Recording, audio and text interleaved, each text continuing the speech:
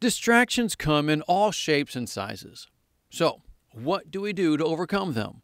What should we do to overcome them? Let's talk about it.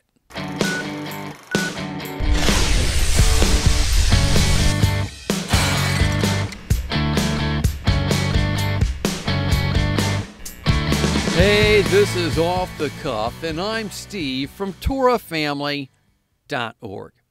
So, white noise. What is it? In case you don't know, it's generally described as a constant noise that helps drown out other noises. A lot of people use something as white noise to help them sleep, like using a fan or something. But let's take this to a spiritual level. I mean, let's face it, there are distractions coming at us every day, especially with everything going on in the world right now. But even with all of that aside, distractions from just simple life can be a lot to take in. There's always going to be distractions. Always. As I said earlier, distractions come in all shapes and sizes. And please know, they don't have to be something bad. A lot of times we think of distractions as bad things. While the distraction in itself is bad, it doesn't mean the source of the distraction is always something bad or necessarily evil. Just like we see in Hebrews chapter 12. Hebrews chapter 12, starting in verse 1.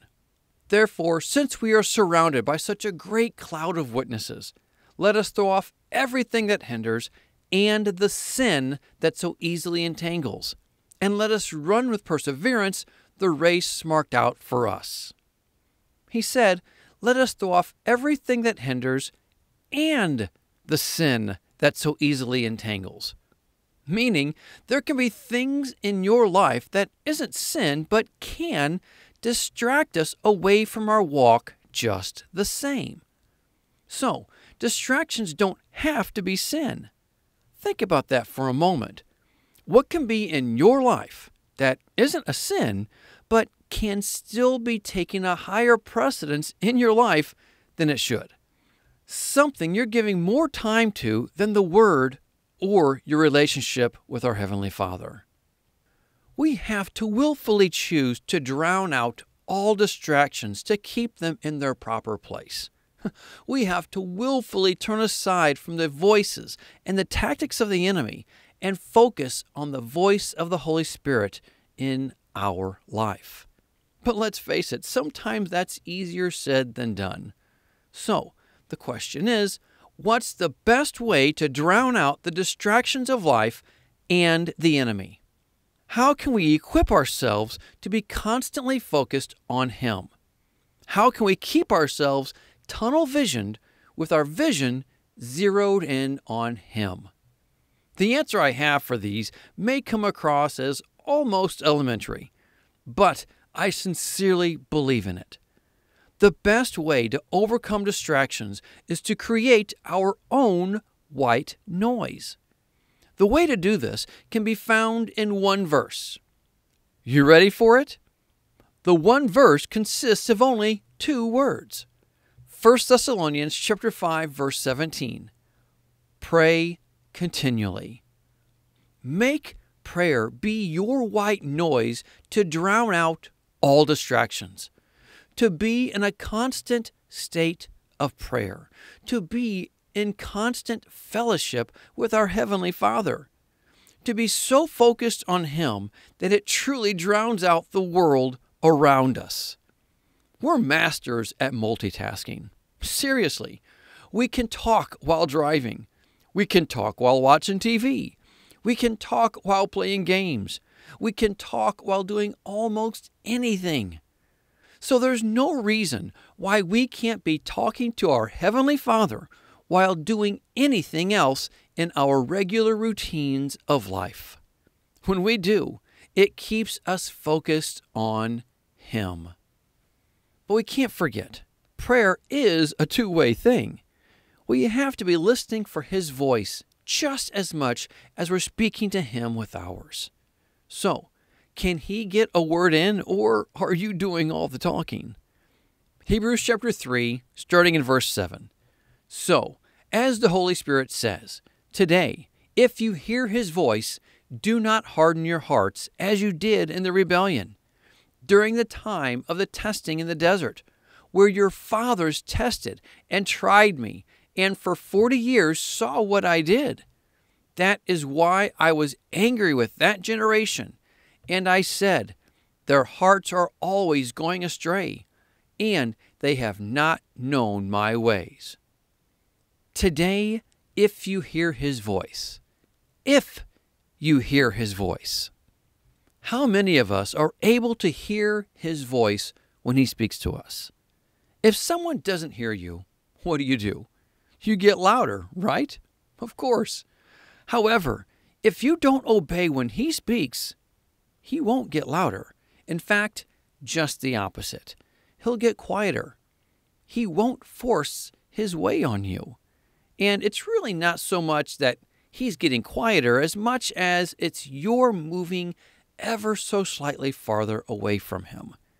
And it may not necessarily be out of rebellion to us, but when we don't act in obedience, when we know he's talking to us, well, in his eyes, it's rebellion.